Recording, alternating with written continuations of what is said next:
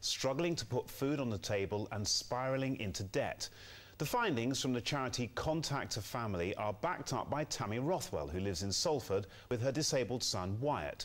She says her financial situation has become so desperate she wouldn't rule out turning to crime to feed her family. Our correspondent Rob Smith reports. Now let's take these off and give you some cream. Pop. Skin that tears off is causing physical and financial pain. Wyatt Rothwell from Salford will never go without his 5 daily treatments, but his mum can't say the same about food. Go on then, turn around, do it. Cuts to their benefits don't mix with a constant need for replacement clothes and bedding, alongside transport to save the agony of walking.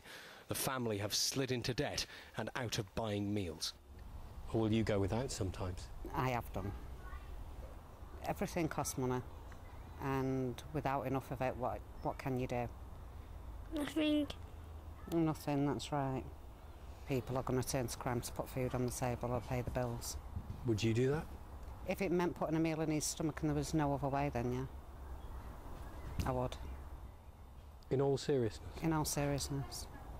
If I had no other way of getting a meal for him, either getting it off family or anything, I would shoplift a meal. And that petrifies me, because that's something I've never done. Slow, very slow. Crime's never an answer, and the Rothwells accept that, but they're not alone in desperation.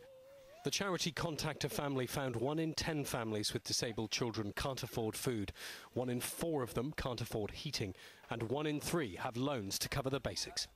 Families are going to a variety of places in order to get the money for these essential items. Sometimes loan sharks, sometimes high credit schemes. Ready for your face?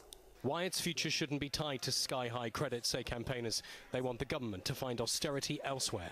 The Department for Work and Pensions told us.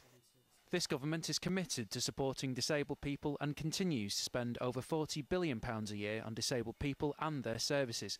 However, too many people have been systematically failed by the current benefit system. That is why we are driving forward our welfare reforms.